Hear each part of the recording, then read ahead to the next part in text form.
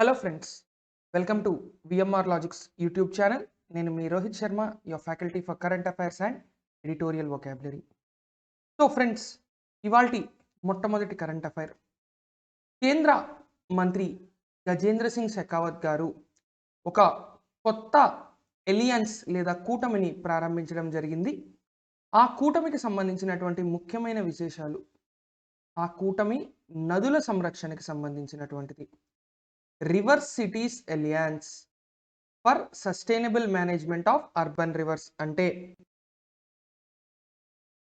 పట్టణాల నుంచి ప్రవహిస్తున్నటువంటి నదులు పట్టణాల వైపు నుంచి ప్రవహిస్తున్నాయి అంటే సింపుల్గా బెస్ట్ ఎగ్జాంపుల్ మనకి యమునా నది ఇలా ప్రవహిస్తుంది. ఇక్కడ ఢిల్లీ నగరం ఉంది, ఇక్కడ ఆగ్రా ఉంది. వీటి నుంచి వచ్చేటటువంటి ఆ కాలుష్యం ఏదైతే ఉందో అది మొత్తం యమునా నదిని పూర్తిగా నాశనం చేస్తుంది. అందుకని ఎక్కడైతే సిటీస్ నుంచి వచ్చే పొల్యూషన్ వల్ల నదులు పాడైపోతున్నాయో అలాంటి ప్లేసెస్ నుంచి నదుల్ని కాపాడడం కోసం రివర్ సిటీస్ ఎలియన్స్ అనేటటువంటి ఒక కార్యక్రమాన్ని ప్రారంభించడం జరిగింది. ఈ రివర్ సిటీస్ ఎలియన్స్ దీన్నే ఆర్సిఏ అని ఇక ముందు వ్యవహరించబోతున్నారు. మరి ఈ ఆర్సిఏలో ఉన్నటువంటి భాగస్వామ్యులు ఎవరెవరు అనేది మనం ఒక్కసారి చూసినట్లయితే, first national mission for clean Ganga, NMCG, national mission for clean Ganga, Ganga నది పరిశుభ్రత కోసం పెట్టినటువంటి కేంద్ర ప్రభుత్వ సంస్థ. ఇక అది కాకుండా రెండోది NIUA, national institute of urban affairs.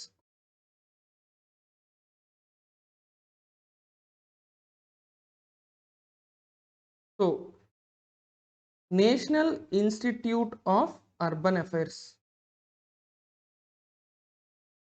NMCG అనేది జలశక్తి మినిస్ట్రీలోకి భాగంగా ఉంటే, ఎన్ఐయుఏ అనేటటువంటిది ministry of housing and urban affairs, కేంద్ర గృహ నిర్మాణం మరియు పట్టణాభివృద్ధి శాఖ మంత్రిత్వ శాఖకి చెందినటువంటి అంశంగా మనం గుర్తుపెట్టుకోవాలి. సో మరి ఈ రెండు సంస్థలు కలిసి ఏం చేయబోతున్నాయి ఈ ఆర్సిఏలో అంటే, నీటిలో ఉండేటటువంటి కలుషితాన్ని, అదేవిధంగా ఆ నదిని కాపాడుకుంటూ ఆ నది పక్కనే ఉండేటటువంటి నగరానికి ఆ నదికి ఉన్నటువంటి చారిత్రాత్మకమైనటువంటి సంబంధం, ఉదాహరణకి మూసీ నది గోల్కొండ కోట, లేదా తాజ్ మహల్ యమునా నది, అలాగే గంగా నది పట్టణాల్లో ఉన్నటువంటి అశోకుడి కోట. ఇలా దేశవ్యాప్తంగా ఎన్నో ప్రాంతాలకి అక్కడ ప్రవహిస్తున్నటువంటి నదులకి ఒక అవినాభావ సంబంధం ఉంది కొన్ని వందల వేల సంవత్సరాల నుంచి. అటువంటి ప్రాంతాల్లో ఇటు ఆ ఆర్కిటెక్చరల్ హెరిటేజ్ ఏదైతే ఆ ఆర్కియాలజీకి సంబంధించినటువంటి వారసత్వ సంపదలు ఉన్నాయో వాటిని, అదేవిధంగా ఆ నదిలోకి వస్తున్నటువంటి కాలుష్యాలని, ఉద్గారాలని తగ్గించడం కోసం ఈ ఆర్సిఏ ఫ్రేమ్వర్క్ అనేటటువంటిది పని చేయబోతోంది. ఇందులో మొత్తం 30 నగరాలను తీసుకుంటే, హైదరాబాద్, విజయవాడ మన తెలుగు రాష్ట్రాలకు చెందినటువంటి నగరాలు. మూసీ నది ఒడ్డున ఉన్న హైదరాబాద్, కృష్ణా నది ఒడ్డున విజయవాడ, ఈ రెండు కూడా ఆంధ్రప్రదేశ్, తెలంగాణకి సంబంధించినటువంటి నగరాలుగా మనం గుర్తుపెట్టుకోవాలి. ఇక ఇందులో 3 థీమ్స్ పై మొత్తం ఈ రివర్ సిటీ అలియన్స్ అనేటటువంటిది పనిచేయబోతోంది. ఒకటి నెట్వర్కింగ్, మరొకటి కెపాసిటీ బిల్డింగ్, మూడోది టెక్నికల్ సపోర్ట్. అంటే ఈ నదుల్లోకి చుట్టుపక్కల వచ్చేటటువంటి ప్రాంతాల నుంచి రీసైకిల్డ్ మరియు రీయూజ్ చేయగలిగేటటువంటివి మాత్రమే అక్కడ వాడేలా చేస్తే, ఒకవేళ ఏదైనా నదిలోకి కలుషితమైన వచ్చినా అవి రీసైకిల్ చేసేలా మళ్ళీ ఫిల్టర్ చేయడానికి, లేదంటే ఆ చెత్తని పక్కకి తీయడానికి ఎక్కడైనా స్కోప్ ఉంటుందనేది కూడా వీళ్ళ ఉద్దేశం. సో ఇక్కడంతా ఏంటి అంటే, ముఖ్యంగా నీటి వనరులన్నీ కూడా సెల్ఫ్ సఫిషియంట్, స్వయం సమృద్ధి, అదేవిధంగా సెల్ఫ్ సస్టైనబుల్, సమగ్ర అభివృద్ధి కూడా అందులోనే జరగాలి. సో సెల్ఫ్ సస్టైనబుల్, అదేవిధంగా సెల్ఫ్ సఫిషియంట్. ప్రతి నది పరిసర ప్రాంతం కూడా ఈ విధంగా తయారయ్యేలా ఇందులో అన్ని రకాలైనటువంటి వసతులు కల్పించాలి అని నిర్ణయించడం జరిగింది. రైట్. సో ఇక నెక్స్ట్ కరెంట్ అఫైర్లోకి వెళ్ళిపోతే ఎన్ఐఏ. ఈ ఎన్ఐఏ అంటే నేషనల్ ఇన్వెస్టిగేటివ్ ఏజెన్సీ కాదండి. ఇక్కడ నోయిడా ఇంటర్నేషనల్ ఎయిర్పోర్ట్, ఢిల్లీకి శాటిలైట్ సిటీ అండి నోయిడా. అంటే అవుట్స్కట్స్లో ఉన్నటువంటి మరో నగరం. నోయిడా, గురుగ్రామ్ అనేవి ఏంటి అంటే ఒకప్పుడు ఢిల్లీకి ఒక 20-30 కిలోమీటర్ల దూరంలో ఉన్నటువంటి నగరాలు. ఇప్పుడు ఎన్సిఆర్ నేషనల్ క్యాపిటల్ రీజియన్లో భాగం నోయిడా మరియు గురుగ్రామ్. అందుకే ఇప్పుడు నోయిడా ఇంటర్నేషనల్ ఎయిర్పోర్ట్ అనేటటువంటిది జవార్ అనేటటువంటి ప్రాంతం, యూపీలోని జవార్లో దీని యొక్క ఫౌండేషన్ స్టోన్ అనేటటువంటిది వేయడం జరిగింది. అయితే ఇది ఏ జిల్లాలో ఉంది అంటే గౌతమ్ బుద్ధ నగర్ జిల్లాలో ఉంది.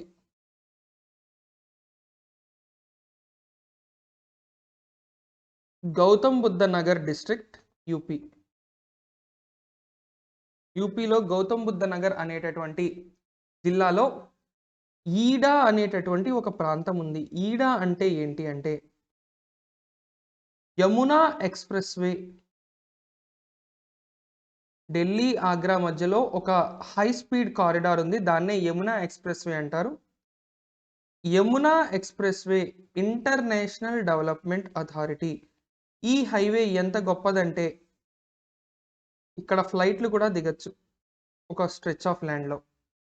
సో మరి ఇక్కడ ఏంటి అంటే ఈ Yamuna Expressway International Development అథారిటీకి చెందినటువంటి 1334 హెక్టార్ల భూమిలో నోయిడా ఇంటర్నేషనల్ ఎయిర్పోర్ట్, నోయిడా అంతర్జాతీయ విమానాశ్రయం అనేటటువంటిది కన్స్ట్రక్ట్ చేయబోతున్నారు. ఇక ఇది భారతదేశంలోనే మొట్టమొదటి zero emission airport. Zero net emission అంటే నికరంగా ఎటువంటి ఉద్గారాలని ఇది విడుదల చేయదు. అంటే ఇక్కడ మొక్కలు పెంచి ఇతర రకాలైనటువంటి కార్యక్రమాలను చేపట్టడం వల్ల ఇది ఎన్ని ఉద్గారాలను విడుదల చేస్తుందో అంతకంటే ఎక్కువ ఉద్గారాలని అబ్జార్బ్ చేసుకుంటుంది. అంటే ఒకవేళ కార్బన్ డైఆక్సైడ్ ఒక 50 టన్నులు విడుదల చేస్తే 52-55 టన్నుల కార్బన్ డైఆక్సైడ్ని వెనక్కి తీసుకునేలాగా చెట్లని మొక్కల్ని పెంచబోతున్నారు అనేటటువంటి ఉద్దేశం ఇక్కడ మనం అర్థం చేసుకోవాలి. సో దీనికి ఇప్పుడు ఫౌండేషన్ స్టోన్ వేయడం జరిగింది ఎవరు అంటే ప్రధానమంత్రి నరేంద్ర మోదీ గారు. భారతదేశంలో మొట్టమొదటి జీరో ఎమిషన్స్తో పాటు భారతదేశంలోనే integrated cargo hub, integrated multi modal cargo hub అంటే సరుకు రవాణాకి సంబంధించి ఒక అత్యాధునిక వసతులు కలిగినటువంటి ఒక సదుపాయంగా దీన్ని మనం చెప్పుకోవచ్చు. సో ఈ ఎయిర్పోర్ట్ ఒక్కసారి వస్తే 5 ఎయిర్పోర్ట్లతో అత్యధిక విమానాశ్రయాలు కలిగిన రాష్ట్రంగా యూపీ భారతదేశంలోనే అత్యధిక విమానాశ్రయాలు ఉన్నటువంటి రాష్ట్రంగా ఇక్కడ రికార్డుల్లోకి సృష్టించబోతోంది. ఇక ఈ ఎయిర్పోర్ట్ అనేటటువంటిది YIAPL అనేటటువంటి పేరుతో, అంటే Yamuna international airport private limited అనేటటువంటి ఒక సంస్థ అభివృద్ధి చేయబోతోంది. ఈ సంస్థ స్విట్జర్లాండ్లోని జూరిక్ ఎయిర్పోర్ట్ యొక్క అనుబంధ సంస్థగా పనిచేయబోతోంది. స్విట్జర్లాండ్లోని జూరిక్ ఇంటర్నేషనల్ ఎయిర్పోర్ట్, జూరిక్ అంతర్జాతీయ విమానాశ్రయాన్ని డెవలప్ చేసినటువంటి ఆ సంస్థ ఆధ్వర్యంలో ఈ Yamuna international airport private limited అనేటటువంటి సంస్థ పనిచేయబోతోంది. ఇక ఈ Yamuna international airport private limited ఆధ్వర్యంలో మరో సంస్థ నోయిడా ఇంటర్నేషనల్ ఎయిర్పోర్ట్ లిమిటెడ్ అనేటటువంటి సంస్థ ఇక్కడ పనిచేయబోతోంది. సో ఈ ఎయిర్పోర్ట్ అనేటటువంటిది మరొక 3-4 ఏళ్లలో రాబోతోంది. ఇక ఈ ఎయిర్పోర్ట్ అనేది ఇటు ఢిల్లీకి అటు నోయిడాకి ఇటు ఆగ్రాకి మధ్యలో ఉండబోతోంది. పేరుకి నోయిడా కానీ ఇది ఇందిరాగాంధీ అంతర్జాతీయ విమానాశ్రయం నుంచి 72 కిలోమీటర్ల దూరంలో, నోయిడా నగరం నుంచి 52 కిలోమీటర్లు. బెంగుళూరు ఎయిర్‌పోర్ట్ కూడా ఇప్పుడంతే బెంగుళూరులో కొన్ని ప్రాంతాల నుంచి 40, 50 కిలోమీటర్ల దూరంలో ఉంది. సో, అటువంటి ప్రాంతంలోనే ఇది కూడా ఉంది అని మనం అర్థం జేసుకోవాలి. రైట్? ఇక ఇప్పటికి ఎన్ని ఎయిర్‌పోర్ట్‌లు ఉత్తరప్రదేశ్‌లో ఉన్నాయి అంటే మనకి కాన్పూర్ ఉంది, గోరఖ్పూర్ ఉంది, ఆగ్రా ఉంది, లక్నో ఉంది. సో, ఇప్పుడు ఐదో ఎయిర్‌పోర్ట్ ఇది. కాబట్టి ఇది కూడా ఇంపార్టెంట్ అని మనం గుర్తుపెట్టుకోవాలి. ఇక నెక్స్ట్ ఐఏఎఫ్ భారతీయ వైమానిక దళం 2 మిరాజ్ జాతికి చెందినటువంటి ఫైటర్ జెట్లను గ్వాలియర్ ఎయిర్ బేస్ నుంచి కమిషన్ చేయడం జరిగింది. సో, ఇండియన్ ఎయిర్ ఫోర్స్ అయితే ఈ మిరాజ్ 2000 అనేటటువంటివి ఏంటి అంటే సెకండ్ హ్యాండ్ కాంబాట్ ఎయిర్ క్రాఫ్ట్స్. అంటే వేరే దేశాలు ఒక 10 ఏళ్ళు వాడి లేదా ఒక 5 ఏళ్ళు వాడి పక్కన పెట్టినటువంటివి. సో, ఈ మిరాజ్ ఎయిర్ క్రాఫ్ట్స్ అనేటటువంటిది డసాల్ట్ ఏవియేషన్, రఫాల్ ఏ సంస్థ అయితే ప్రొవైడ్ చేసిందో అదే డఫాల్ట్ ఏవియేషన్ వాళ్ళు దీన్ని కూడా తయారు చేయడం జరిగింది. సో, ఈ మిరాజ్ అనేటటువంటివి ఎప్పుడో మనం ఫ్రాన్స్ దగ్గర నుంచి కొనుగోలు చేసాం. వాటిని మళ్ళీ అప్‌గ్రేడ్ చేయడం జరిగింది. సో, ఈ మిరాజ్ అప్‌గ్రేడ్ డీల్ అనేటటువంటిది మనకి 2011లో సైన్ చేయడం జరిగింది. ఈ మిరాజ్ అప్‌గ్రేడ్ డీల్‌లో మొత్తం 51 మిరాజ్‌లను 3 బ్యాచ్‌లుగా అప్‌గ్రేడ్ చేయాలి అనేటటువంటి ఉద్దేశంతో దీన్ని సంతకం చేయడం జరిగింది. ఇక ఇందులో కొన్ని మిరాజ్‌లు డసాల్ట్ వాళ్ళు అప్‌గ్రేడ్ చేస్తే మిగతావి హెచ్ఏఎల్ భారతదేశంలోని హెచ్ఏఎల్ అప్‌గ్రేడ్ చేస్తుంది. సో, ప్రస్తుతం ఈ 2 మిరాజ్‌లు కూడా ఏంటి అంటే హెచ్ఏఎల్ అభివృద్ధి చేసినవి. సో, ఇక్కడ మనం అర్థం చేసుకోవాల్సింది మిరాజ్ 2000 అనేటటువంటి ఫైటర్ జెట్స్ డసాల్ట్ ఏవియేషన్ తయారు చేస్తే దాని అప్‌గ్రేడేషన్ హిందుస్థాన్ ఏరోనాటిక్స్ లిమిటెడ్ మనకి బెంగుళూరు కేంద్రంగా పనిచేస్తున్నటువంటి ఈ సంస్థ చేసింది అని ఇక్కడ మనం గుర్తుపెట్టుకోవాలి. రైట్? ఇక నెక్స్ట్ మరి ఈ మొత్తం ఎక్కడి నుంచి జరిగింది అంటే గ్వాలియర్ ఎయిర్ బేస్. గ్వాలియర్‌లోని ఎయిర్ ఫోర్స్ యొక్క స్థావరం నుంచి జరిగింది. Kantar's brand India report. Kantar అనేటటువంటి సంస్థ బ్రాండ్స్ ఇండియా రిపోర్ట్‌లో భారతదేశంలోనే అత్యంత ఉపయుక్తకరమైన బ్రాండ్లు లేదా ప్రయోజనకరమైన బ్రాండెడ్ ర్యాంకింగ్స్‌లో ఒక్కొక్క ర్యాంకింగ్‌లోని ఒక్కొక్క సంస్థ టాప్‌లో ఉంది. సో, ఇక్కడ మనకి దీన్ని 3 కేటగిరీలుగా విడదీశారండి. ఒకటి టెక్నాలజీ బ్రాండ్స్. టెక్నాలజీ బ్రాండ్స్‌లో అమెజాన్. అమెజాన్ ఏం టెక్నాలజీ ఇస్తుంది అంటే టెక్నాలజీ ఆధారితమైనటువంటి బ్రాండ్లు. సో, ఇందులో అమెజాన్ ఫస్ట్ ప్లేస్‌లో, జొమాటో సెకండ్ ప్లేస్‌లో, యూట్యూబ్ థర్డ్ ప్లేస్‌లో, గూగుల్ ఫోర్త్ ప్లేస్‌లో, గూగుల్ తర్వాత స్విగ్గీ, స్విగ్గీ 2 కూడా సంయుక్తంగా 4వ స్థానంలో, ఫ్లిప్‌కార్ట్ 5వ స్థానంలో నిలవడం జరిగింది. ఇక నాన్ ఎఫ్ఎంసీజీ అంటే ఎఫ్ఎంసీజీ అంటే ఫాస్ట్ మూవింగ్ కన్స్యూమర్ గుడ్స్ అంటే త్వరగా అమ్మకం అయిపోయేటటువంటివి. వాటిని ఎఫ్ఎంసీజీ అంటాం. అంటే మన ఇంటికి కావాల్సినటువంటి వస్తువులు అనుకోవచ్చు. అంటే ఇంట్లో వాడేటటువంటి సోపు, షాంపూ దగ్గర నుంచి తినడానికి ఉండేటటువంటి వస్తువులు. అంటే చాలా తక్కువ సమయం మాత్రమే అవి అందుబాటులో ఉంటాయి. తర్వాత మళ్ళీ కొత్తవొచ్చేస్తాయి. ఎందుకు అంటే ఎక్స్‌పైరీ అయిపోతున్నాయని. అది ఎఫ్ఎంసీజీ ఫాస్ట్ మూవింగ్ కన్స్యూమర్ గూడ్స్‌గా వాటిని చెప్తాం. ఇక నాన్ ఎఫ్ఎంసీజీ రంగంలో మొదటి ప్లేస్‌లో ఏషియన్ పెయింట్స్ నిలిచింది. రెండవ స్థానంలో సామ్‌సంగ్ నిలిచింది. మూడో స్థానంలో జియో మరియు సామ్‌సంగ్ రెండో స్థానంలో నిలిచాయి. మూడో స్థానంలో ఎంఆర్ఎఫ్ మరియు 4గో స్థానంలో టాటా హౌసింగ్. అయితే ఇక్కడ మనం గుర్తుపెట్టుకోవాల్సింది కేవలం టాప్ మాత్రమే. ఇక ఎఫ్ఎంసీజీ రంగంలో టాటా టీ మొదటి స్థానంలో నిలిచింది. ఈ దేశపు టీగా పేరుగాంచిన టాటా టీ రెండో స్థానంలో సర్ఫ్ ఎక్సెల్, మూడో స్థానంలో తాజ్ మహల్. ఇక నాలుగో స్థానంలో పారాచూట్ మరియు మ్యాగీ జాయింట్గా నాలుగో స్థానంలో. బ్రిటానియా ఐదో స్థానంలో నిలవడం జరిగింది. అంటే ఇక్కడ మనం గుర్తుపెట్టుకోవాల్సినవి కేవలం ఏంటి అంటే అమెజాన్, ఏషియన్ పెయింట్స్ మరియు టాటా టీ. టెక్నాలజీ రంగంలో అమెజాన్, నాన్ ఎఫ్ఎంసీజీలో ఏషియన్ పెయింట్స్ మరియు ఎఫ్ఎంసీజీలో టాటా టీ. మొత్తం మీద 418 బ్రాండ్లు. ఇందులో ఏ బ్రాండ్లు అయితే మేక్ పీపుల్స్ లైఫ్స్ బెటర్ అంటే ప్రజల యొక్క జీవితాలని మరింత సులభతరం చేసేలాగా ఏవేవి ఉన్నాయి అనేటటువంటి దాని మీద ఈ సర్వే మొత్తం చేయడం జరిగింది. అయితే ఇక్కడ మనం అర్థం చేసుకోవాల్సింది ఏంటి అంటే ఈ సర్వే ప్రకారం ఏ బ్రాండ్లకి ఎక్కువగా ఫోకస్ ఏరియా అనేటటువంటిది సస్టైనబిలిటీ, అదేవిధంగా తక్కువ కార్బన్ ఫుట్ ప్రింట్ అంటే తక్కువ కార్బన ఉద్గారాలు విడుదల చేస్తూ ఉన్నాయి. అదేవిధంగా సస్టైనబుల్ డెవలప్మెంట్ గోల్స్ వేటిలో ఎక్కువగా ఫాలో అవుతున్నాయి అనేటటువంటివి కూడా ఇందులో మనకి వాళ్ళు చెక్ చేయడం అయితే జరిగింది.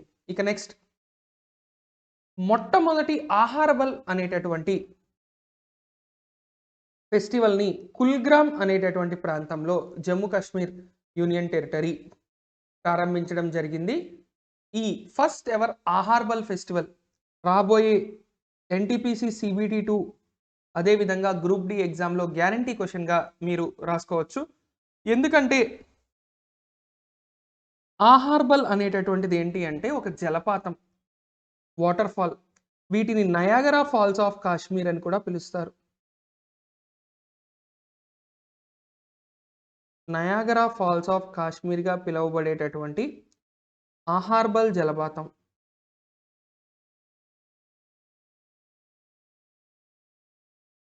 మరి ఈ ఆహార్బల్ జలపాతంకి సంబంధించి ఏంటి అంటే ఈ మొట్టమొదటి ఫెస్టివల్ ఇప్పుడు నిర్వహించడం జరుగుతోంది. ఇది కూడా మరి దేంట్లో భాగం అంటే ఆజాదీ కా అమృత్ మహోత్సవ్.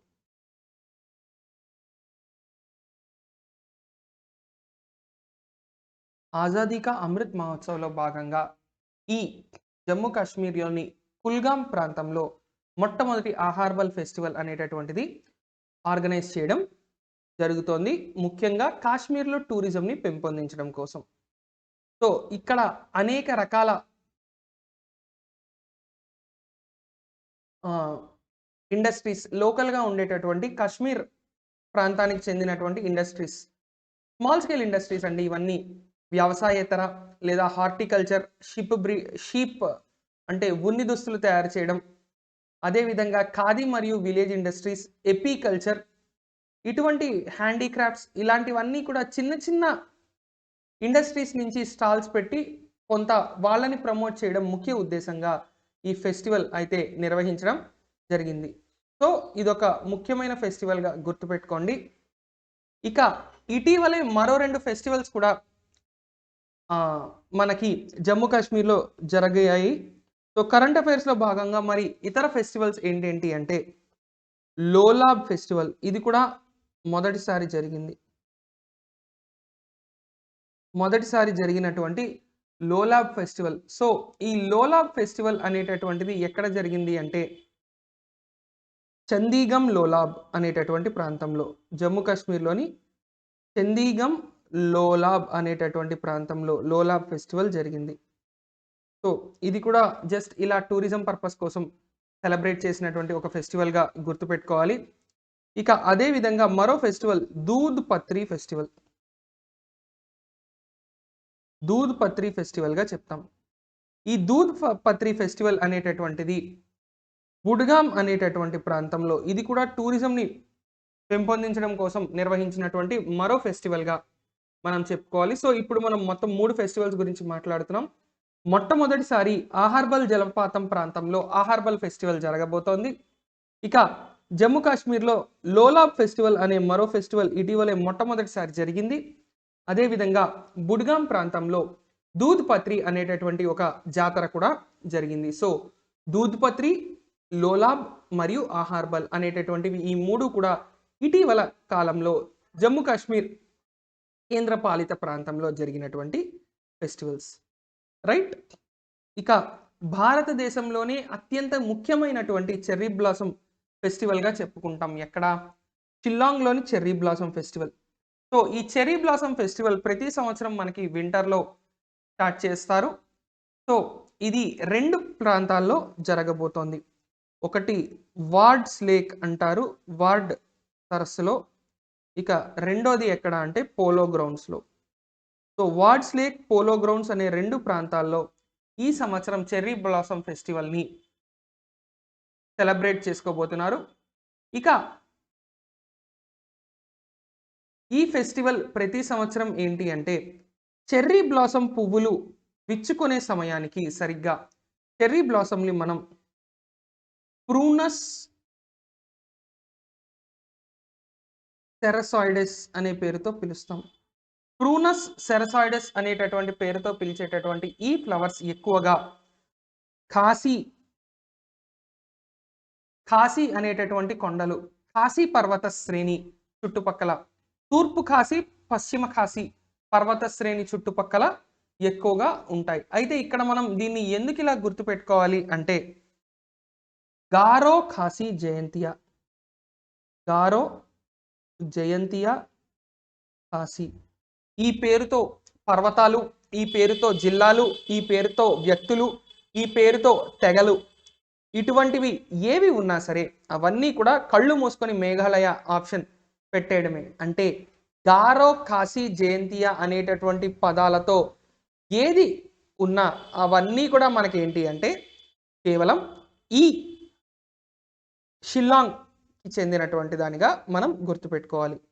ఇక ఈ చెర్రీ బ్లాసమ్ ఫెస్టివల్ అనేటటువంటిది గత 5 సంవత్సరాలుగా జరుగుతోంది. సో దాన్ని షిల్లాంగ్ చెర్రీ బ్లాసమ్ అనే పేరుతో కూడా పిలవడం జరుగుతుంది. సో షిల్లాంగ్ మేఘాలయలో ఉంది కాబట్టి షిల్లాంగ్ చెర్రీ బ్లాసమ్ ఎక్కడుంది అంటే మేఘాలయ ఆప్షన్ జనరల్గా ఇస్తాడు. అయితే మొట్టమొదటిసారి ఈ సంవత్సరం ఈ వార్డ్ లేక్లో ఒక లిటరరీ ఫెస్టివల్ కూడా జరగబోతోంది. అంటే ఒక పద్య కవిత, వచన కవిత పోటీగా మనం చెప్పుకోవాలి. So Shillong cherry blossom literary festival first edition పేరుతో Shillong cherry blossom literary festival first edition మొదటి అంకం పేరుతో ఈ ఫెస్టివల్ అయితే జరగబోతోంది. ఇందులో ఆటలు పాటలు దగ్గర నుంచి లిటరేచర్కి సంబంధించినటువంటి విశేషాల వరకు అన్నీ కూడా ఇక్కడ మనకి ముఖ్యంగా గుర్తుపెట్టుకోవాలి. ఇక మేఘాలయకి సంబంధించి మరో 2 ఫెస్టివల్స్ మనకి తరచుగా ఆప్షన్స్లోని క్వశ్చన్స్లోని కనిపిస్తూ ఉంటాయి. అందులో ఒకటి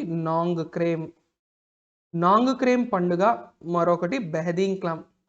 ఇక ఎస్ఎస్సి పేపర్ అయితే నాంగ్ క్రేమ్ బెహదీన్ క్లామ్లో ఏదో ఒక ఆప్షన్ లేకుండా ఎస్ఎస్సి ఎగ్జామ్ అనేది జరగదు.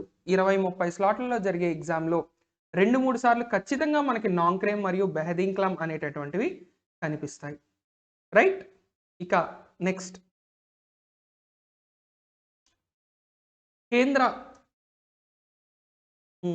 ఆరోగ్య శాఖ సహాయ మంత్రి భారతీ పవార్ గారు ఫుడ్ సేఫ్టీ అవేర్నెస్ వెహికల్స్ని ప్రారంభించడం జరిగింది. అదేవిధంగా దీనికి సంబంధించి FSSAI ప్రిపేర్ చేసిన ఒక నివేదికని కూడా ఆమె విడుదల చేయడం జరిగింది. మరి ఏంటి ఇది అంటే ఫుడ్ సేఫ్టీ అవేర్నెస్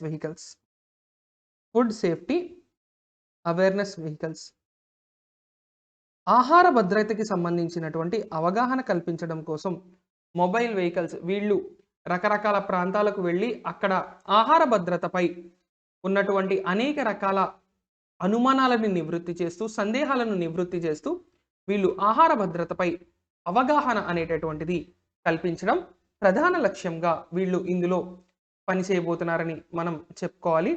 ఇక అదే విధంగా వీళ్ళకి సంబంధించి మరో ముఖ్యమైన విషయం ఏంటి అంటే ఈ మొత్తం అంతా కూడా ఆర్గనైజ్ చేస్తోంది food Safety and Standards Authority of India. భారతదేశంలో ఆహార భద్రతను, ఆహారం యొక్క నాణ్యతను పరీక్షించి వాటికి సంబంధించినటువంటి నియమావళిని రూపొందించేటటువంటి Food Safety and Standards Authority of ఇండియాగా చెప్పుకుంటాం. ఆ సంస్థ ఈ ఫుడ్ సేఫ్టీ అవేర్నెస్ వెహికల్స్ని నిర్వహించడం జరుగుతుంది. అదేవిధంగా ఇక్కడ మనం ఇంకా చూసుకున్నట్లయితే ఈట్ రైట్ విత్ లో సాల్ట్ అనేటటువంటి మరొక పుస్తకం కూడా ఈట్ రైట్ విత్ లో సాల్ట్ అంటే తక్కువ ఉప్పుతో సరైన ఆహారం తీసుకోండి అనే చెప్పడం ఇక్కడ ఉద్దేశం. సో ఈట్ రైట్ విత్ లో సాల్ట్. అలాగే ఇంకొకటి నేషనల్ లో సాల్ట్ కుకింగ్ రిపోర్ట్.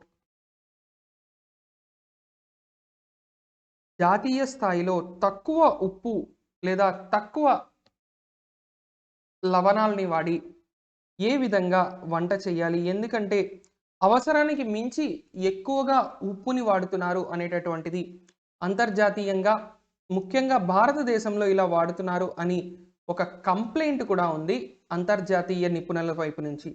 కాబట్టి ఈ బుక్స్ వల్ల, ఈ అవేర్నెస్ ప్రోగ్రామ్ వల్ల మరింత అవేర్నెస్. రెండోది మొబైల్ ఫుడ్ టెస్టింగ్ వ్యాన్స్. వాటి పేరేంటి అంటే ఫుడ్ సేఫ్టీ ఆన్ వీల్స్. ఎందుకంటే మనం రకరకాల ప్రాంతాలలో తింటూ ఉంటాం. Street food, road side food, ఇలా ఎన్నో రకాల ఫుడ్స్ తింటూ ఉంటాం. మరి అటువంటి ప్రాంతాలలో ఆ రోడ్ సైడ్ వాళ్ళు ఎటువంటి ఆయిల్స్ వాడుతున్నారు లేదా ఎటువంటి పదార్థాలు వాడుతున్నారు మనకు ఒక్కొక్కసారి తెలియదు. కొన్నిసార్లు మనకి టేస్టీగా అనిపించవచ్చు, వెంటనే మన ఆరోగ్యానికి ఎటువంటి హాని కల్పించకపోవచ్చు. కానీ కొన్ని సంవత్సరాలు తర్వాత ఆ చిన్నపాటి తేడా క్యాన్సర్గా పరిణమించే ప్రమాదాలు కూడా ఉన్నాయి. కాబట్టి ఆహార భద్రత, ఆహార నాణ్యత అనేటటువంటిది అత్యంత ముఖ్యమైన వాటిగా మనం చెప్పుకోవాలి. సో అందుకే ఎక్కడెక్కడైతే ఫుడ్ ఐటమ్స్లో అడల్ట్రేషన్, కల్తీ జరుగుతోందో వాటిని ఐడెంటిఫై చేయడం కోసం ఆహారానికి కల్తీ సంబంధించి యూట్యూబ్లో వదలడు అనేటటువంటి ఒక సినిమా ఉంటుంది, సిద్ధార్థ్ నటించినటువంటిది. అందులో చూసినట్లయితే ఇక మీరు జన్మలో బయట ఫుడ్ తినరు అని అనుకునేలాగే అక్కడ ఆహార కల్తీకి సంబంధించినటువంటి ఒక దారుణమైనటువంటి విశేషాలు బయట చెప్పడం అయితే జరుగుతుంది. సో వాళ్ళు కొంచెం ఎగ్జాజరేట్ చేసి ఉండొచ్చు లేదా నిజంగానే అలా జరుగుతుండొచ్చు. కానీ అక్కడ ఏంటి అంటే మనకి ఆ ఆహార కల్తీ మనకి తెలియకుండా మన శరీరాన్ని పూర్తిగా నాశనం చేస్తోంది. సో దానికి సంబంధించినటువంటిది కూడా FSSAI వాళ్ళు తీసుకురావడం జరిగింది. ఇక నెక్స్ట్ ఢిల్లీ మెట్రోలో పింక్ లైన్లో DTOని ప్రారంభించడం జరిగింది. అయితే ఈ DTO అంటే ఏంటి? Driverless train operation. చోదక రహిత వాహనాలు.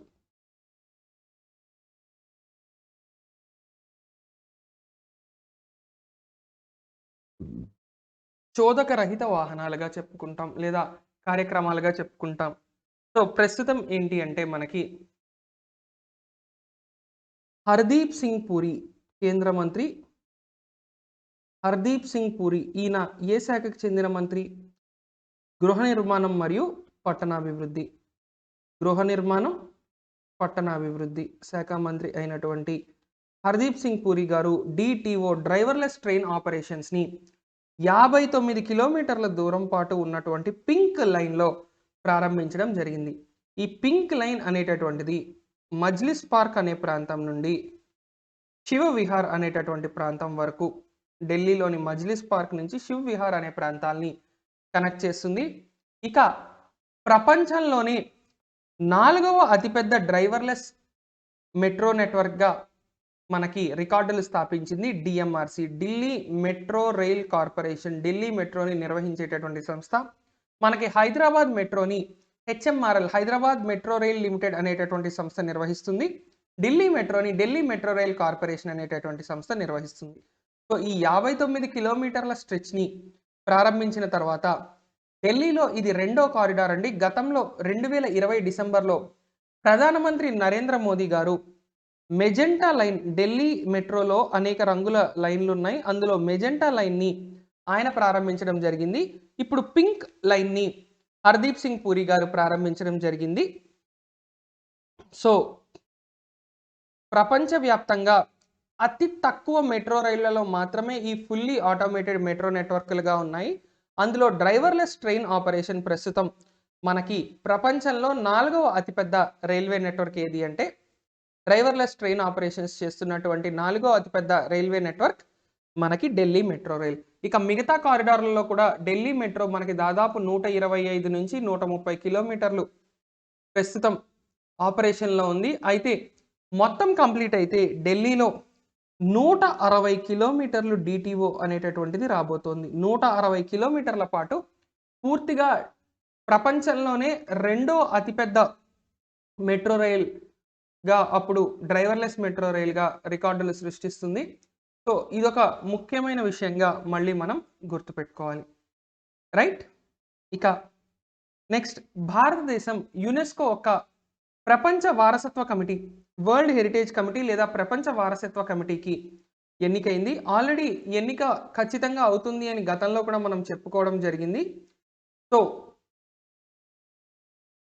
ప్యారిస్లో జరిగినటువంటి వరల్డ్ హెరిటేజ్ కన్వెన్షన్ ప్రపంచ వారసత్వ సమ్మేళనంలో ఉన్నటువంటి యునెస్కో సభ్య దేశాలు ఎలక్షన్లో పాల్గొంటే భారతదేశానికి ఇందులో మొత్తం 142 ఓట్లు వచ్చాయి.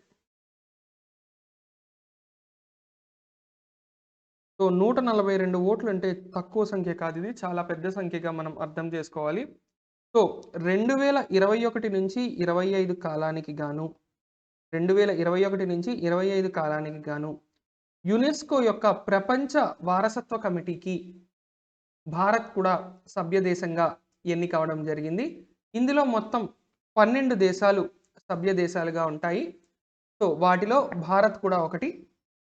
ఇక ప్రస్తుతం ప్రపంచ వారసత్వ కమిటీకి చైనా అధ్యక్షత వహిస్తోంది ఈసారి. సో ఇందులో మొత్తం ఏంటి అంటే 21 రిప్రజెంటేటివ్స్ మనకి ఐరాస సర్వప్రతినిధి సభ నుంచి, అదేవిధంగా 12 దేశాలు ఎలక్ట్ అయినవి ఇందులో ఉంటాయి. ఈ మొత్తం సంస్థే మనకి 2 లిస్టులని ముఖ్యంగా తీసుకొస్తుంది. ఏంటి ఆ 2 లిస్టులు అంటే, మొదటిది వరల్డ్ హెరిటేజ్ ఇన్ డేంజర్, అంటే ప్రపంచ వారసత్వ కట్టడాలలో ఏ కట్టడం మనకి చాలా దారుణమైనటువంటి పరిస్థితుల్లో కూలిపోవడానికి లేదంటే పడిపోవడానికి సిద్ధంగా ఉంది, లేదా దారుణంగా నెగ్లెక్ట్ చేయబడి ప్రస్తుతం అంతరించే దశలో, నాశనం అయ్యే దశలో ఉంది అని. రెండోది వరల్డ్ హెరిటేజ్ లిస్ట్, ప్రపంచ వారసత్వ సంపదకి చెందినటువంటి జాబితా. ఏదైతే ప్రమాదంలో ఉన్న జాబితా, అదేవిధంగా వారసత్వ సంపద యొక్క జాబితా కూడా తయారు చేయడం ఈ హెరిటేజ్ కమిటీ యొక్క ముఖ్య ఉద్దేశం. ఇక హెరిటేజ్ కమిటీతో పాటు ఇటీవల భారతదేశం యునెస్కో యొక్క ఎగ్జిక్యూటివ్ బోర్డులో కూడా 4 ఏళ్ల కాలానికి ఎన్నికవడం జరిగింది. యునెస్కో ఎగ్జిక్యూటివ్ బోర్డు, దీని గురించి కూడా మనం మాట్లాడడం జరిగింది. సో ఈ యునెస్కో ఎగ్జిక్యూటివ్ బోర్డుకు 4 సంవత్సరాల కాలానికి గాను ఈ నెలలోనే నవంబర్లోనే ఆ ఎలక్షన్ కూడా గెలవడం జరిగింది. ఇక UNESCO United Nations education, scientific and cultural organization, ఐక్యరాజ్య సమితి విద్యా, సాంకేతిక మరియు సాంస్కృతిక సంస్థగా చెప్తాం. ఈ సంస్థ ప్యారిస్లో తమ హెడ్ క్వార్టర్స్ ఉంది. అదేవిధంగా ఆడ్రే అజోలే అనేటటువంటి ఆమె ప్రస్తుతం యునెస్కో యొక్క చీఫ్గా కొనసాగుతున్నారు, రైట్. ఇక దీని తర్వాత మనం నెక్స్ట్ కరెంట్ అఫైర్ చూసినట్లయితే,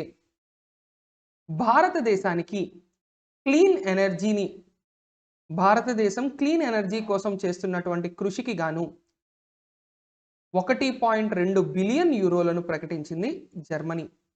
సో ఈ 1.2 బిలియన్ యూరోలు అంటే దాదాపు 10,025 కోట్లు, 10,000 కోట్ల సహాయాన్ని ప్రకటించింది. ఎందుకు అంటే భారతదేశం చేస్తున్నటువంటి క్లీన్ ఎనర్జీ ప్రాజెక్ట్స్ ఆల్రెడీ చెప్పుకున్నాం, ఎటువంటి ఉద్గారాలు లేనటువంటి ప్రాజెక్టులు. అదేవిధంగా fight against climate change,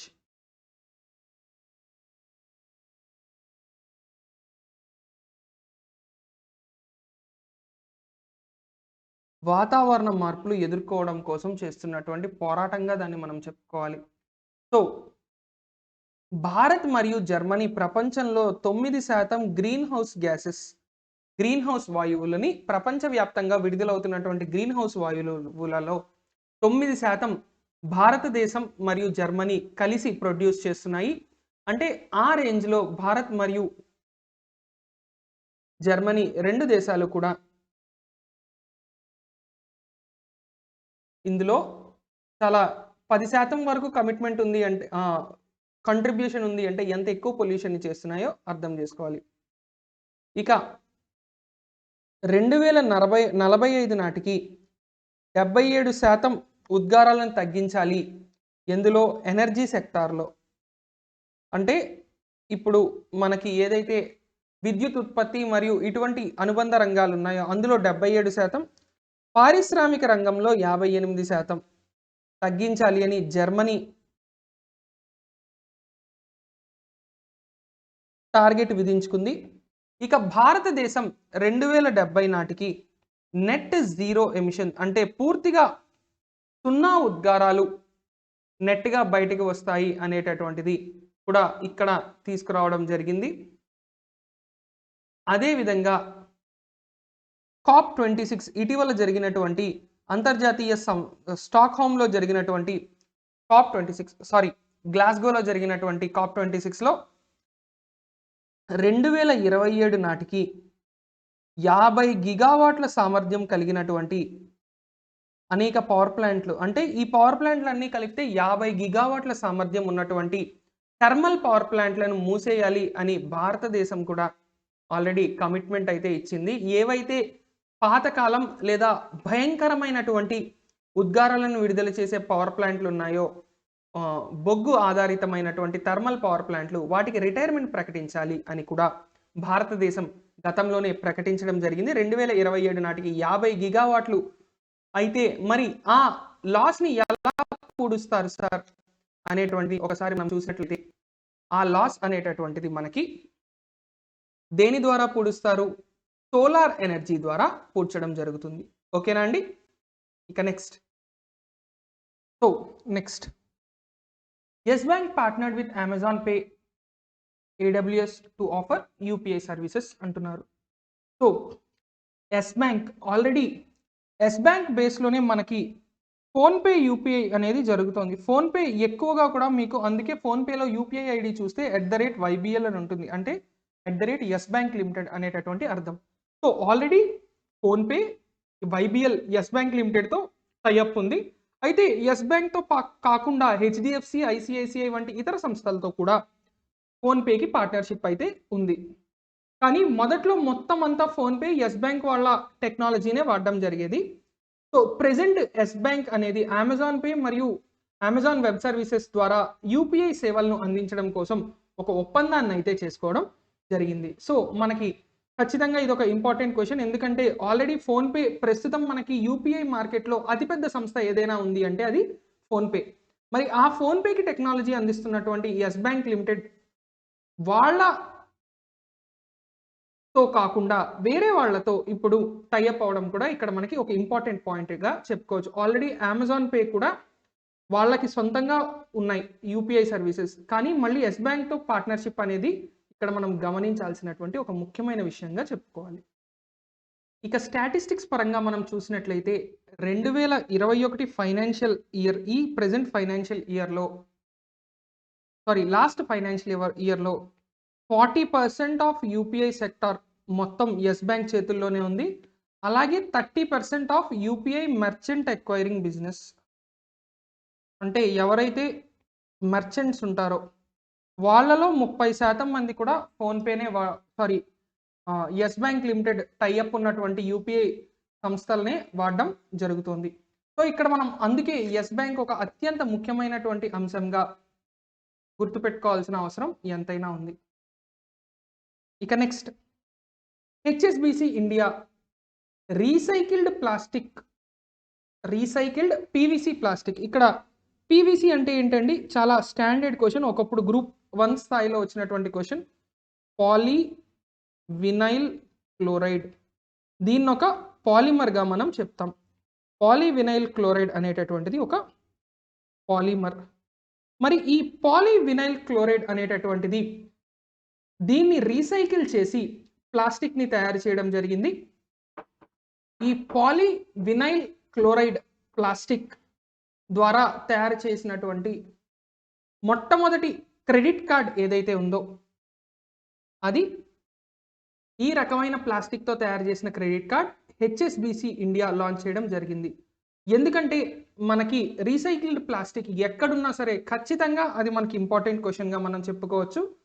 so 85% of this card మనకి రీసైకిల్డ్ ప్లాస్టిక్కే ఉంటుంది. అంటే ఈ కార్డు మొత్తంలో, ఎందుకంటే ప్రస్తుతం మనకు ఒక మెటాలిక్ చిప్ ఉండాలి కదా, సో ఆ చిప్ని వీళ్ళు ఏమీ చేయలేరు, అలాగే మ్యాగ్నెటిక్ స్ట్రిప్ని ఏమీ చేయలేరు, మరి మిగతా పార్ట్ ప్లాస్టిక్ అంతా కూడా వీళ్ళు అదే వాడడం జరిగింది.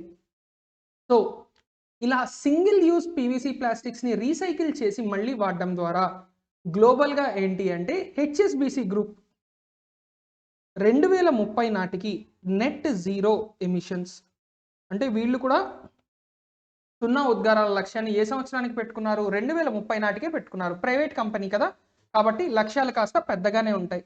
మరి 2030 నాటికి నెట్ జీరో ఎమిషన్ టార్గెట్ పెట్టుకున్నటువంటి హెచ్ఎస్బిసి గ్రూప్ ఈ భారతదేశంలోనే మొట్టమొదటి రీసైకిల్డ్ పీవీసీ ప్లాస్టిక్ క్రెడిట్ కార్డ్ని లాంచ్ చేయడం అయితే జరిగింది. ఓకేనా అండి? ఇక next, Collins dictionary word of the ఇయర్గా ఒక కొత్త పదాన్ని తీసుకురావడం జరిగింది. మరి గతంలో మనం అనేక ఇతర పదాలని కూడా ఇలా ఎక్కడైతే వర్డ్ ఆఫ్ ద ఇయర్గా డిక్లేర్ చేశారో వాటిని చూసాం. So Collins dictionary Oxford Merriam Webster తర్వాత one of the most famous డిక్షనరీలుగా చెప్తాం. మరి వీళ్ళు ఎన్ఎఫ్టి అనే పదాన్ని, అంటే నాన్ ఫంజిబుల్ టోకెన్ అనే పదాన్ని తమ వర్డ్ ఆఫ్ ద ఇయర్గా డిక్లేర్ చేయడం జరిగింది. ఇక 2020వ సంవత్సరంలో వీళ్ళు లాక్డౌన్ అనేటటువంటి పదాన్ని వీళ్ళు లాస్ట్ ఇయర్ అనౌన్స్ చేయడం జరిగింది. మరి లాస్ట్ ఇయర్ లాక్డౌన్ అన్నారు, ఈ ఇయర్ ఏమంటున్నారు అంటే ఎన్ఎఫ్టి నాన్ ఫంజిబుల్ టోకెన్ అనే పేరుతో పిలుస్తున్నారు. ఇక ఈ ఎన్ఎఫ్టి యొక్క మీనింగ్ ఏంటి, దీనికి సంబంధించినటువంటి డీటెయిల్స్ మనం చూస్తున్నట్లయితే ఎన్ఎఫ్టి అనేది ఒక డిజిటల్ సర్టిఫికెట్ అండి. దేనికి పనికొస్తుంది ఈ డిజిటల్ సర్టిఫికెట్ అనేది మనం ఒక్కసారి చూసినట్లయితే, ఇది బ్లాక్ చైన్ ఎవరైతే ప్రస్తుతం బిట్ కాయిన్ మరియు ఇతర క్రిప్టో కరెన్సీలను వాడుతున్నారో ఆ క్రిప్టో కరెన్సీలన్నీ కూడా బ్లాక్ చైన్ టెక్నాలజీ ద్వారా పనిచేస్తాయి. సో ఈ బ్లాక్ చైన్లో రిజిస్టర్ అయినటువంటి ఒక సర్టిఫికెట్ మనకి ఏది అంటే నాన్ ఫంజిబుల్ టోకెన్గా పిలుస్తాం. అంటే ఇందులో మీరు ఏదైనా ఒక ఎసెట్ని కానీ, ఒక ఆర్ట్ వర్క్ని కానీ, ఒక కలెక్టిబుల్ని కానీ, అంటే ఎసెట్ అంటే ఏదైనా మనకున్నటువంటి ఒక ఆస్తి, లేదా ఆర్ట్ వర్క్ ఏదైనా ఒక అద్భుతమైన కళాఖండాన్ని మీరు సృష్టించారు లేదా మీ దగ్గర ఉంది, లేదా కలెక్టబుల్ కొంతమంది కాయిన్స్, కొంతమంది స్టాంప్స్, ఇంకొంతమంది పురాతన కాలం వస్తువులు ఇలా సేకరిస్తూ ఉంటారు. అటువంటివి ఏవైనా మీ దగ్గర ఉంటే మీరు ఈ ఎన్ఎఫ్టి ద్వారా ఒక డిజిటల్ సర్టిఫికెట్ని అయితే పొందొచ్చుగా అని మనం చెప్పుకోవాలి. ఇక కొలిన్స్ ఇటీవల కాలంలో రికగ్నైజ్ చేసిన 3 టెక్నాలజీ బేస్డ్ వర్డ్స్గా మనకి ఎన్ఎఫ్టి, క్రిప్టో, మెటావర్స్ ఈ 3 కూడా నిలిచాయి.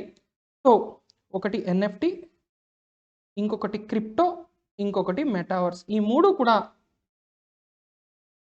కొలిన్స్ డిక్షనరీలో ఇటీవల కాలంలో చేర్చినటువంటి 3 టెక్ బేస్డ్ వర్డ్స్, అంటే టెక్నాలజీ ఆధారితమైనటువంటి పదాలు. సాధారణంగా ఫేస్బుక్ ఒక 15-20 సంవత్సరాల క్రితం, ఫేస్బుక్ అనేటటువంటిది ఒక 20 సంవత్సరాల క్రితం డిక్షనరీలో లేదు. లేదా మనం ఇంకా మాట్లాడుకుంటే ఆండ్రాయిడ్ అన్నది ఒక 15 సంవత్సరాల క్రితం డిక్షనరీలలో లేదు. అదేవిధంగా స్మార్ట్ ఫోన్ అనే పదం లేదు. ఇలా ఎన్నో పదాలు తర్వాత రోజుల్లో మనకి రావడం జరిగింది. అలాగే ప్రస్తుతం ఈ 3 పదాలు కూడా మనకి ఇందులో రావడం అనేటటువంటిది ఇక్కడ అబ్జర్వ్ చేయాల్సినటువంటి విషయం. ఇక నెక్స్ట్, ఇంటర్పోల్ యొక్క అధ్యక్షుడిగా అహ్మద్ నషీర్ అల్ రైసీ, యుఏఈకి చెందినటువంటి జనరల్ ఇన్స్పెక్టర్ జనరల్ అయిన యుఏఈలో ఐజీ క్యాడర్ అధికారి, యుఏఈకి చెందినటువంటి ఇన్స్పెక్టర్ జనరల్ అయిన అహ్మద్ నషీర్ అల్ రైజీని తమ అధ్యక్షుడిగా ఇంటర్పోల్ ఎన్నుకోవడం జరిగింది. సో ఈయన 4 సంవత్సరాల పాటు ఈ పదవిలో కొనసాగబోతున్నారు. ప్రపంచంలో అత్యంత ఆధునికమైనటువంటి దర్యాప్తు సంస్థగా మనం ఇంటర్పోల్ని చెప్తాం. ఇది అంతర్జాతీయంగా ఎన్నో దేశాల యొక్క సమూహాలు లేదా ఎన్నో దేశాలకి సంబంధించినటువంటి దర్యాప్తు సంస్థలకు కలిపి ఒక ఆర్గనైజేషన్ మనం ఫామ్ చేస్తే దాన్ని ఇంటర్పోల్గా చెప్తాం. అంటే సింపుల్గా గుర్తుపెట్టుకోవాలంటే ప్రపంచవ్యాప్తంగా సిబిఐ లాంటి ఎన్నో దర్యాప్తు సంస్థలు కలిసి ఒక అంతర్జాతీయ దర్యాప్తు సంస్థని ప్రారంభిస్తే దాని పేరే ఇంటర్పోల్. మరి ఈ ఇంటర్పోల్లో ఈ సంవత్సరం ఒక భారతీయుడు కూడా సిబిఐకి స్పెషల్ డైరెక్టర్గా వ్యవహరిస్తున్నటువంటి ప్రవీణ్ సిన్హా గారు, CBI special director Praveen Sinha గారు ఆసియా తరపున ప్రతినిధిగా ఇంటర్పోల్ ఎగ్జిక్యూటివ్ ప్యానెల్కి ఎన్నికవడం జరిగింది. ఇంటర్పోల్ ఎగ్జిక్యూటివ్ ప్యానెల్కి ఆసియా ప్రతినిధిగా ఈయన ఎన్నికవడం జరిగింది. ఈ ఎగ్జిక్యూటివ్ ప్యానెల్లో మొత్తం 13 మంది ఉంటారు అధ్యక్షుడితో సహా. అధ్యక్షుడిగా అహ్మద్ నసీర్ అల్ రైజీ, ఆసియా తరపున ఒక ప్రతినిధిగా ప్రవీణ్ సిన్హా గారు ఎన్నికవడం జరిగింది. ఇక ఇంటర్పోల్ అనేది 1923లో ప్రారంభించబడింది. 195 సభ్య దేశాలు కలిగినటువంటి అంతర్జాతీయ దర్యాప్తు సంస్థ మరియు లియోన్ ఫ్రాన్స్లో దీని యొక్క ముఖ్య కార్యాలయం లేదా ప్రధాన కార్యాలయం ఉంది అని కూడా మనం చెప్పుకోవాలి. Right? So that's it for today's current affairs. Now let's go to editorial vocabulary. So ఇవాల్టి ఫస్ట్ వర్డ్ అన్ఫ్లించింగ్. ఈ అన్ఫ్లించింగ్ అనేటటువంటిది ఏంటండి? ఇదొక యాడ్జెక్టివ్. సో అన్ఫ్లించింగ్ అనేది ఒక యాడ్జెక్టివ్. మరి దీని మీనింగ్ ఏంటి? Showing no signs of slackening or yielding in one's purpose. అంటే ఎదుటి వ్యక్తి మనల్ని ఎంత ఫోర్స్ చేస్తున్నా మనం వాళ్ళకి తలొగ్గట్లేదు, తలదించట్లేదు, లేదా వాళ్ళు అడుగుతున్న దానికి మనం ఒప్పుకోవట్లేదు, ఏం చేసినా వీడు ఒప్పుకోవట్లేదురా అని అనిపించేలాగా ఇక్కడ చెప్పడం. అంటే డిటర్మైన్డ్, గ్రిమ్, ఇంప్లకబుల్, రిలెంట్లెస్, అన్ఎపీజబుల్, చాలా బలంగా స్ట్రాంగ్గా మాట మీద ఉన్నారు. ఎవరు వెనక నుంచి ఎన్ని చెప్పినా సరే పట్టించుకోవట్లేదు, అసలు తొనకట్లేదు, బెనకట్లేదు. ఎంత మనం ఎంత ఒత్తిడి పెడుతున్నా సరే అసలు ఏమీ పట్టించుకోవట్లేదు. దీని ఆపోజిట్ ఏంటి? స్లాకనింగ్ అంటే వెంటనే ఒప్పేసుకోవడం, సాఫ్ట్నింగ్ కాస్త మెత్తపడడం, ఈల్డింగ్ కొంతకాలం తర్వాత ఒప్పుకోవడం, అన్ఫ్లించింగ్ అంటే ఎంత ఒత్తిడి పెట్టినా అలాగే ఉండడం. అయితే ఇక్కడ example, the dogs unflinching gaze never left my face. అంటే ఆ భయపడినటువంటి ఆ మూగ జీవం యొక్క చూపు, అంటే నువ్వు ఏమైనా చేయి నేను మాత్రం తగ్గను అని ఒక ఎక్స్ప్రెషన్తో ఆ మూగ జీవం నన్ను చూసిన చూపు నేను మర్చిపోలేకపోతున్నాను. So the frightened dog's unflinching gaze never left my face అంటే ఏంటంటే ఒక మూగ జీవాన్ని ఏదో బెదిరించాలని చూశాడు ఆ మాట్లాడుతున్నటువంటి వ్యక్తి, కానీ భయపడినప్పటికీ కూడా నేను తగ్గను. అంటే ఒకవైపు భయపడుతోంది, రెండో వైపు ఆ మూగజీవం ఆ కుక్క ఒప్పుకోవట్లేదు, లేదా తగ్గట్లేదు, లేదా ఏదో వస్తువు పట్టుకున్నట్టుంది అది వదలట్లేదు.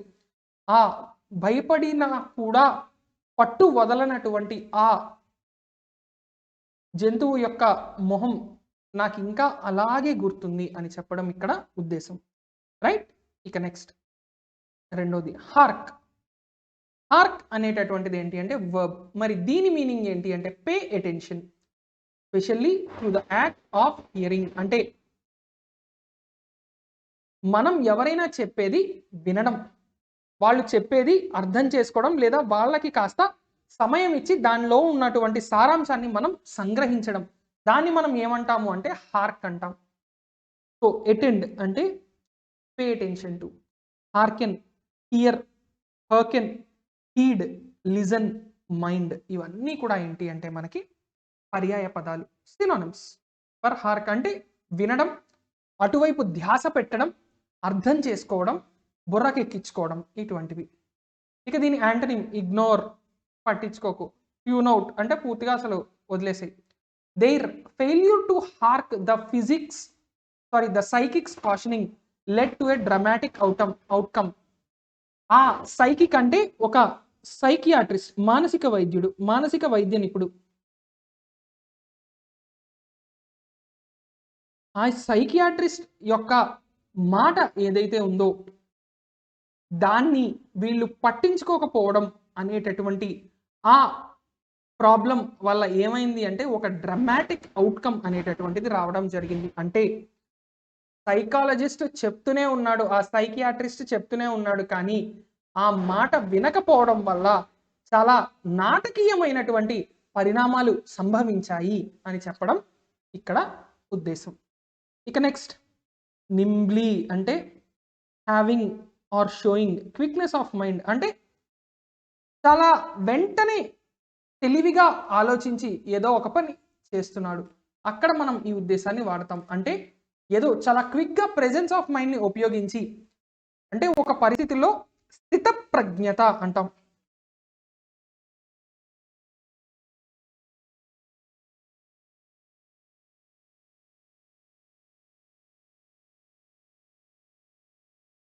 స్థిత ప్రజ్ఞత లేదా ప్రాప్త కాలజ్ఞత అంటాం. అంటే ఆ అవసరమైన పరిస్థితిలో తెలివి ఉపయోగించడం అనేటటువంటిది స్థిత ప్రజ్ఞత లేదంటే ప్రాప్త కాలజ్ఞత అంటాం. ప్రెజెన్స్ ఆఫ్ మైండ్ ఆ నిమిషంలో సరిగ్గా సమయానుకూలంగా నడుచుకోవడం. Alert, brainy, brilliant, clever, bright ఇవన్నీ కూడా దీని సినోనిమ్స్.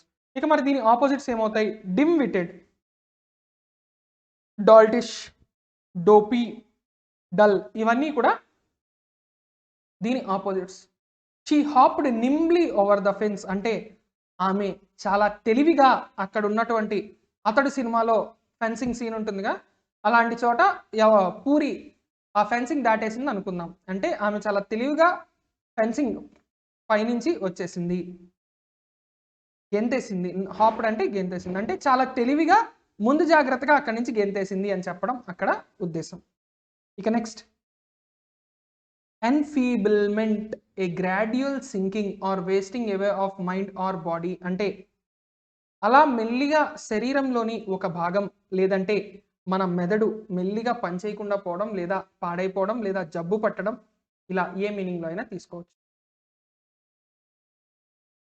డికేయింగ్ అంటే నాశనం అయిపోవడం లేదా పూర్తిగా పాడైపోవడం. డీజెనరేషన్ అంటే వయసు రీత్యా కాస్త ఇబ్బంది పడడం. డిసెంట్ అంటే అలా తగ్గుకుపోవడం. డిటోరియరేషన్ అంటే పరిస్థితి బాగా చేదాటిపోయే పరిస్థితి రావడం.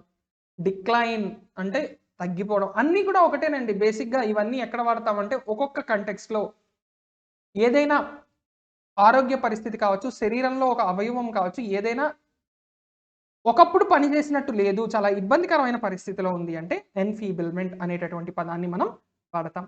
మరి దీని యాంటనిమ్ ఏమవుతుంది? కమ్బ్యాక్ అంటే తిరిగి మళ్ళీ అద్భుతంగా రావడం. ఇంప్రూవ్మెంట్ ఇంకా బాగా పనిచేయడం. ర్యాలీ ఇంకా అలా నాన్ స్టాప్గా ఉండడం. రికవరీ సులభంగా కోలుకోవడం. రిక్యూపరేషన్, రిహాబిలిటేషన్ అంటే తిరిగి పాత పరిస్థితికి తీసుకురావడం. మరి ఎన్ఫీబుల్మెంట్ని మనం ఎలా వాడుతున్నాం ఇక్కడ? He was now over 50 and his sight showed serious symptoms of enfeeblement అంటే అతను ఇప్పుడు 50 సంవత్సరాలు దాటిన వయసు కలిగిన వాడు, కానీ అతని చూపు చాలా భారీగా అప్పుడే వయసు అయిపోయినట్టుంది. అంటే అతని వయసు 50 కానీ అతని కళ్ళ వయసు 75. అంటే అతని కళ్ళు అంతలా ఆల్రెడీ డీజెనరేట్ అయిపోయాయి లేదా చూపు అంత మందగించింది. ఒక 75 ఏళ్ల వయస్కుడికి లేదా ఇతను నార్మల్గా ఉంటే 75 ఏళ్ల వయసుకి ఎలా అయితే చూపు మందగించాలో అంతకంటే ఎక్కువ మందగించేసింది ఇప్పుడే 50 ఏళ్లకే అని చెప్పడం అక్కడ ఉద్దేశం. ఇక నెక్స్ట్ ఇన్విగొరేట్ అంటే to give life, vigour or spirit to అంటే దేనికైనా జీవం పోయడం. Animate, brace, energize, enliven, fillip, fire, amp up ఇవన్నీ ఏంటి అంటే ఇప్పుడు మీ ప్రిపరేషన్ ఎలా ఉందో మీకు తెలియలేదు. మాక్ టెస్ట్లో మీకు హైయెస్ట్ మార్క్స్ వచ్చాయి. 10,000 మంది ఒక మాక్ టెస్ట్ ఎక్కడ రాశారు, అందులో మీకు టాప్ వచ్చింది. మీ ప్రిపరేషన్కి అది ఎంత బూస్టింగ్ ఇస్తుందండి మీకు? అంటే మీకు తెలుసు మీకన్నా ఇంకా తెలివైన వాళ్ళు అందులో ఉన్నారు, మీకన్నా ఎక్కువ కష్టపడిన వాళ్ళు ఉన్నారు, కానీ రిజల్ట్లో మనకే బాగా వచ్చింది అనుకోండి, ఆ పరిస్థితిని మనం ఆ తర్వాత మన ప్రిపరేషన్కి అది ఇచ్చే బూస్ట్, ఆ ఊతం ఇస్తుంది కదా, దాన్ని ఇన్విగొరేట్ అంటాం. దీని ఆపోజిట్ ఏమవుతుంది? Damp, dampen, deaden, dull, kill. ఒకవేళ అందులోనే వెనక నుంచి ఎవడికో ఫస్ట్ ర్యాంక్ వచ్చింది అనుకోండి, మనకి ముందు నుంచి వచ్చింది, మనకు తెలిసినోడు ఎవడికో వెనక నుంచి వచ్చింది, వాడు చాలా కాన్ఫిడెంట్గా నేను ప్రిపేర్ అయిపోయాను, నాకు ఈజీగా అయిపోతుంది, ఈజీగా వచ్చేస్తుంది అనుకున్న వాడికి వచ్చింది అనుకోండి, ఏం అవుతుంది? వాడి పరిస్థితి పూర్తిగా నిరాశ నిస్పృహలతో నిండిపోయి ఉంటుంది కదా. దాన్ని డాంపెన్, డెడెన్ అనేటటువంటి యూసేజ్ వాడతాం. He was invigorated by the positive feedback.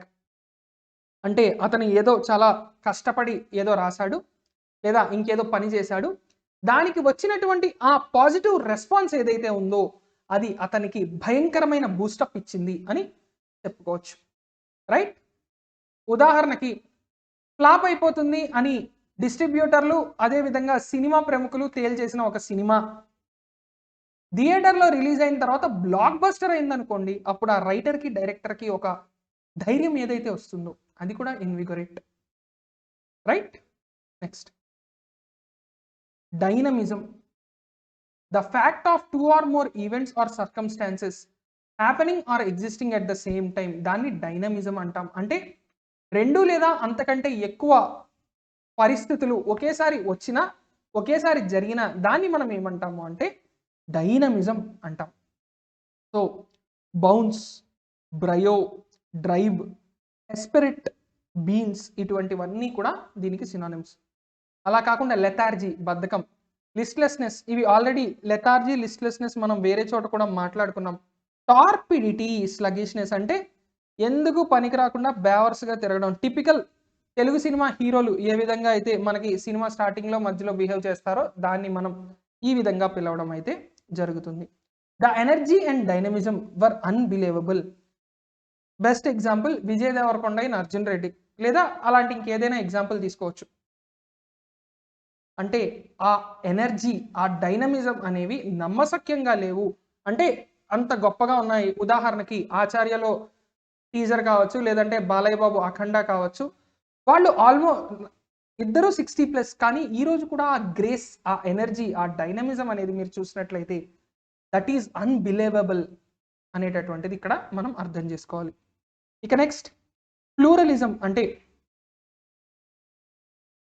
ఒక్క ఐడియాలజీనే కాకుండా మల్టిపుల్ ఐడియాలజీస్ని అందిపుచ్చుకోవడం. అంటే ఒకే పరిస్థితిలో అన్ని వర్గాల వారికి అన్ని రకాల మైండ్ సెట్స్ని సాటిస్ఫై చేయడం, దాన్నే ప్లూరలిజం అంటారు. The quality or state of being plural అంటే అందరినీ సంతోషపెట్టగలిగేటటువంటి ఒక పరిస్థితి. సో మరి దీని ఆపోజిట్స్ ఏమవుతాయి? Single, only one, once or one at a time, ఇవి దీని ఆపోజిట్స్. మరి synonyms more than one, double, multiple. Plural అంటే రెండైనా ఉండొచ్చు, అంతకన్నా ఎక్కువైనా ఉండొచ్చు, ఒకటి కంటే ఎక్కువ.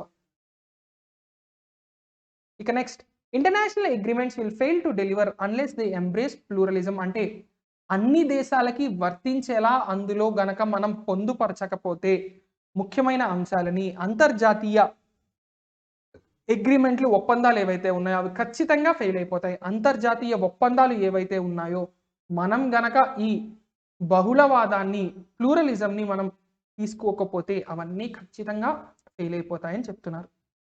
ఇంకా నెక్స్ట్, లాడబుల్ అంటే చాలా బాగా పొగట్టకి అర్హులు, deserving high regard or great approval అని చెప్పుకోవచ్చు.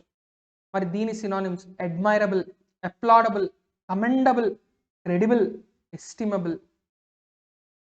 ఇవన్నీ కూడా ఏంటి అంటే పొగట్టకి అర్హులు అని చెప్పడం. Censurable, discreditable, illaudable, reprehensible. ఇవన్నీ ఏంటి అంటే వీడికి తిట్టినా తప్పులేదు, వీడిని ఇంకో 4 తిట్టాల్సిందండి, వీడిని ఎందుకు వదిలేశారు, వీడికి ఇంకా పడాల్సిందే అనేటటువంటి meanings. The aim was laudable, the method was ఫ్లాడ్. అంటే ఆ ఉద్దేశం చాలా ఉత్కృష్టమైనది, చాలా గొప్పది. కానీ ఆ ఉద్దేశాన్ని లేదా ఆ లక్ష్యాన్ని అందుకోవడం కోసం వెళ్ళినటువంటి మార్గం చాలా తప్పుడు మార్గం. ఉదాహరణకి ఇంట్లో అమ్మా నాన్న కోసం ఒక బాగా డబ్బులు సంపాదించి ఒక కారు కొనాలి అనుకున్నాం. ఒక బెంజ్ కారో, బిఎండబ్ల్యూ కారో, రోల్స్ రాయ్సో ₹1,00,00,000 కారు కొందాం అనుకున్నాం. సో ₹1,00,00,000 సంపాదించి అమ్మ వాళ్ళకి కారు కొనాలి అనుకోవడం చాలా గొప్ప ఆలోచన. దానికోసం దొంగతనాల్ని, దొమ్మిల్ని, దోపిడీల్ని దారిగా తీసుకుంటే అది అరాచకం. సో ఇక్కడే అదే చెప్తున్నారు. ఆ ఉద్దేశం చాలా ఉత్కృష్టమైనది అవ్వచ్చు, కానీ తీసుకున్న పద్ధతి మాత్రం, ఎంచుకున్న పద్ధతి మాత్రం దారుణమైన పద్ధతి అని చెప్తున్నారు. రైట్? ఇక నెక్స్ట్ ఫెర్వర్ అంటే great warmth or earnestness of feeling. అంటే చాలా గొప్ప పని లేదా ఏదైనా ఒక పనిని చాలా గొప్పగా మనది అనుకొని చేయడం, దాన్నే ఫెర్వోర్ అంటారు. ఆర్డోర్, ప్యాషన్, జీల్ అంటే దాన్ని మనం నిరంతరం దాని వైపు మనం చూపించేటటువంటి ఆ ఫీలింగ్ ఏదైతే ఆ లక్ష్యాన్ని చేరుకోవాలి అనేటటువంటి తపన, పట్టుదల, దాన్ని మనం ఫెర్వర్ అంటాం. మరి దాని opposite impassiveness, passivity, insensibility, insensibleness, ఎంచుకోకపోవడం. He took up the cause with evangelical fervour. అతనికి ఇచ్చినటువంటి ఒక లక్ష్యాన్ని ఒక గొప్ప దైవ సమానమైనటువంటి లక్ష్యంగా, ఒక గొప్ప ఉద్దేశంతో దాన్ని ముందుకు తీసుకురావడం జరిగింది. ఉదాహరణకి ఆచార్య వినోబా భావే మొదట సత్యాగ్రహిగా, ఇండివిజువల్ సత్యాగ్రహ లేదా ఒంటరి సత్యాగ్రహం, ఏక సత్యాగ్రహం లాంటి. సో ఇండివిజువల్ సత్యాగ్రహ పోరాటంలో ఆచార్య వినోబా భావే గాంధీ గారు ఇచ్చినటువంటి ఆ లక్ష్యాన్ని ఒక ఫెర్వోర్ తో ముందుకు తీసుకెళ్ళాడు అని చెప్పొచ్చు. రైట్? ఇంకా లాస్ట్ ఇవాంజలైజ్ అంటే ఎవరినైనా ఒకళ్ళని మతాన్ని మార్చేలా వాళ్ళకి మన మతాన్ని ప్రచారం చేస్తే దాన్ని ఎవాంజలైజ్ అంటాం. ఇది పాజిటివ్, నెగిటివ్ ఏమీ లేదండి. ఇది పాజిటివే. చాలామంది ఈ పదాన్ని నెగిటివ్ సెన్స్లో ఇటీవల కాలంలో వాడుతున్నారు. కానీ ఒక మతాన్ని ప్రచారం చేసి ఆ మతంలో ఎక్కువ మందిని చేర్చుకోవడమే ఎవాంజలైజ్. లెక్చర్, ప్లాటిట్యూడినైజ్, ప్రీచ్, ప్రీచిఫై, సెర్మనైజ్ ఇవన్నీ దీని సినానిమ్స్. అలా కాకుండా డీకన్వర్ట్ అంటే ఒక మతం నుంచి వేరే మతంలోకి వెళ్ళిన వాళ్ళని తిరిగి మన మతంలోకి వెనక్కి తీసుకురావడం. డిస్వేడ్, ఎండ్యూర్, హోల్డ్ ఇవన్నీ కూడా దీని opposites. The machineries set out to evangelise the world అంటే ఈ మిషనరీస్ ఏవైతే ఉన్నాయో అవన్నీ ప్రపంచవ్యాప్తంగా తమ మతాన్ని ప్రచారం చేసి ఎక్కువ మందిని తమ మతంలోకి తీసుకురావడం కోసం ప్రపంచంలో అన్ని దేశాల వైపు వెళ్తున్నాయి అని చెప్పడం ఇక్కడ ఉద్దేశం. ఇది చాలా సార్లు మనకి ఏంటి అంటే ఈ తెలియక నెగిటివ్ సెన్స్లో వాడతారు, కానీ ఇది పాజిటివ్ వర్డ్గా అర్థం చేసుకోవాలి. Right? So that's it for today. See you in the next class. Thank you very much and Jai Hind.